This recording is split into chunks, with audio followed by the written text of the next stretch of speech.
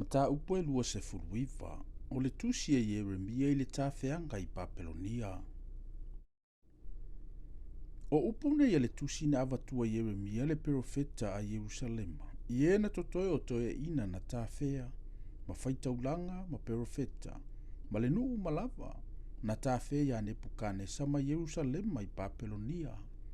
Ina ua mawai na o atu na Jerusalema, o Yekonia le tupu, ma le sao tamaitai, ma eunuka ma ali o Yuta ma Jerusalema, o tufunga foi, ma e ngā lulue i ua mea.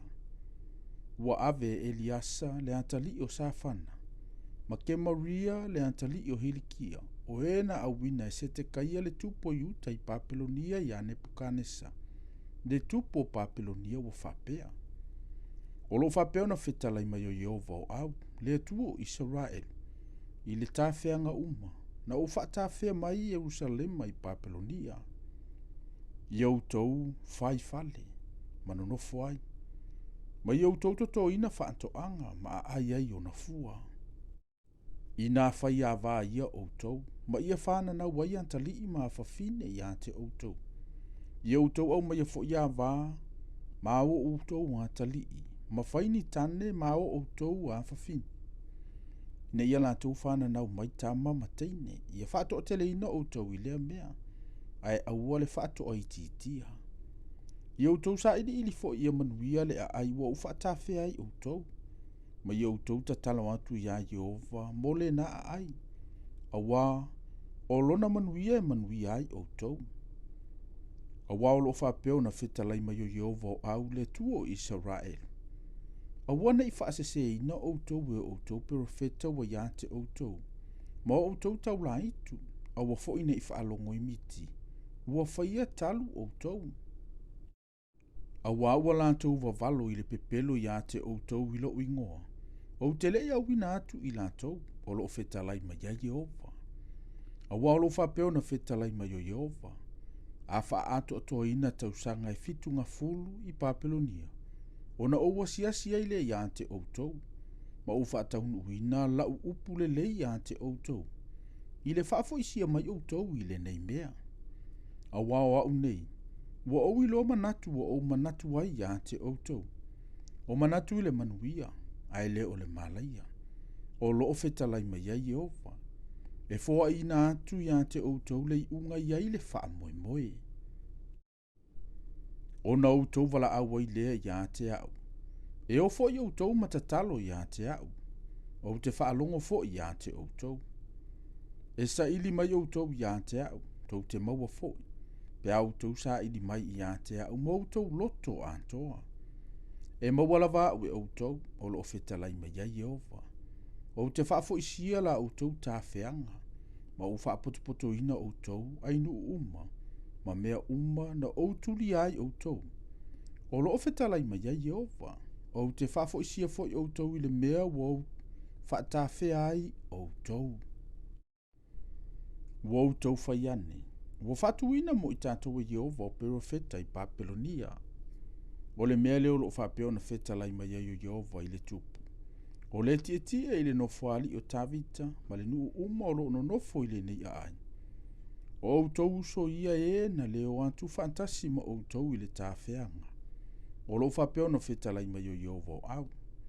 Whaauta, o te awina antu i ante i lantou o le pelu, ma le onge, ma le whaama. O te whaia fo i lantou, ia pei o mati e matua leanga. E le mawhai o na aina ina ua leanga. O te tuli loa fo i ante i lantou i le pelu, ma le onge, ma le whaama. O te tu ina atu fo i lantou, ia whaatu atu vale ina, i malo uma o le larolang. E whai ma whaafanonga, ma mea o foai. Ma ui sa ai, ma whai a iluma, i nuu uma ua au tuli ai i lantou. O wawa lantou le whaalongo ia upu, o lo ofetalai mai ai Jehova. Na ou avatua i ate i lantou ia au no le au profeta.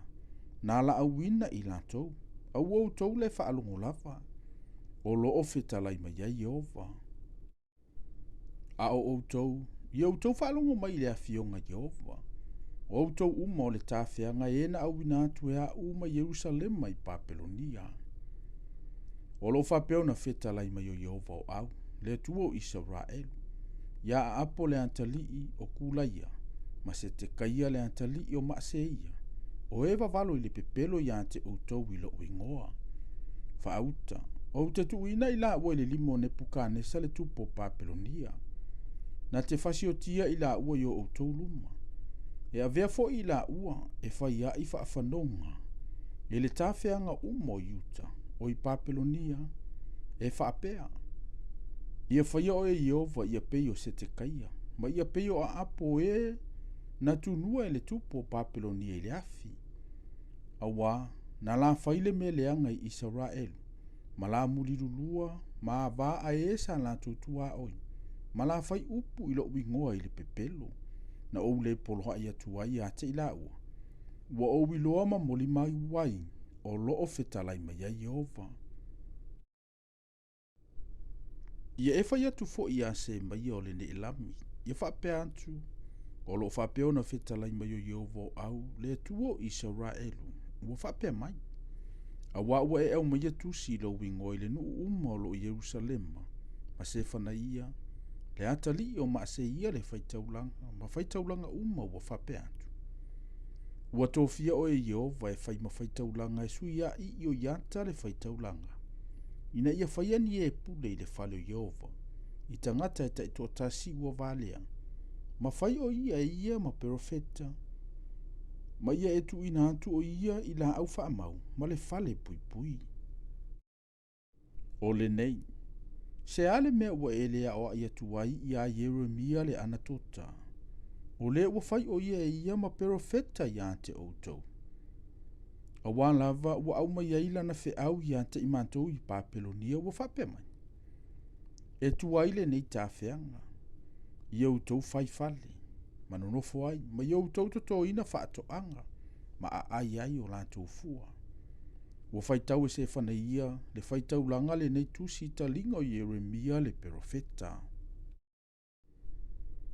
Ona o mai ai leo le awhionga Iova ia Jeremia ua whapea mai. Ia e avantu le wheau ia te ilatou umo le tāwhianga, ia whapea atu. O lo whapea ona whetalai mai o Iova ia se maia, le ne elami. Ua wawalo ia te outou se maia, a oa. Na ou le au ina atu o ia. Ua whaatupuina fo ia te outou le whaantua i le pepelo. O le mele o lo whapea ona whetalai mai o Iova, whaauta, o te tau i atu ia se maia le ne elami. Malana whanau. E le ia te ia se tasi e nofo whaatasi ma le nei nuu. E le ilua fo ia le manuia o te whaia mo lo nuu. O lo o whetalai mai ia Iova. A wā ua ia tautala i le fau vale ia Iova.